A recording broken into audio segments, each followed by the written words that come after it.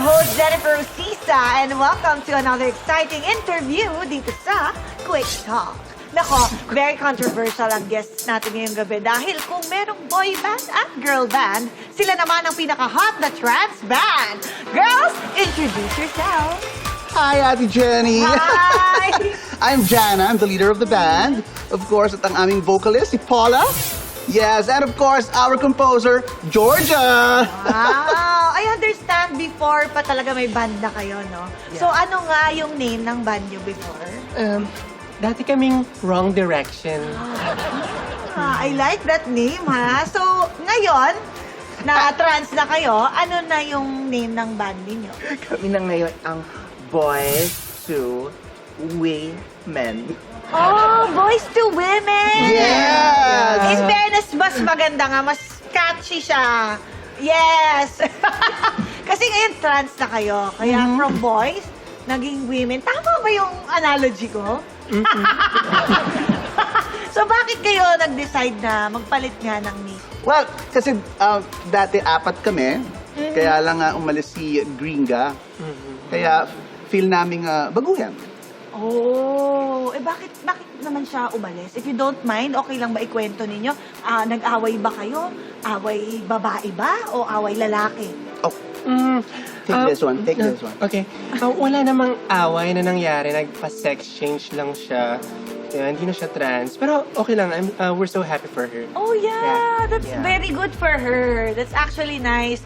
Pero pag-usapan naman natin ngayon yung mga bagong hits na gusto ninyong i-promote. Can you tell us more about it? Yeah, actually, sobrang proud na proud ako dito sa mga bagong compositions. No? Like, for example, yung Hard Gaze Night. Oh my God, I love that. Sounds promising, ha? Yes, Hard and Gaze. meron pa yung Yesterday. Tapos yung sobrang ganda kasi nung pinaka-favorite actually ng vocalist namin, Paula. Kaya yung Hobla Ding, tsaka yung Hobla Daf.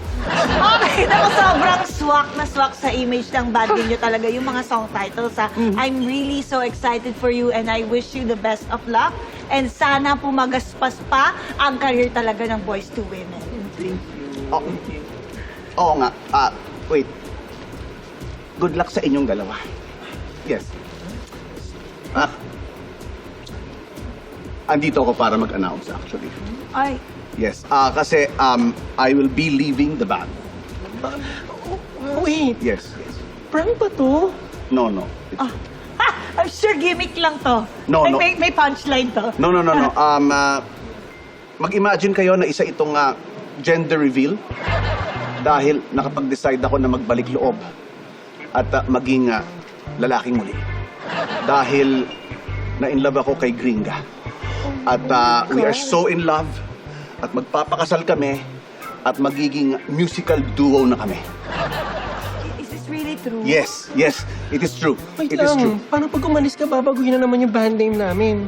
Well, nasa sa inyo na yan kung gusto nyo magpalit or what. Pero kami ni Gringa, naisip na namin kung ano yung itatawag namin sa aming dalawa. Ano? Get back key. Get back key. Yes. Yun ang magiging banda namin.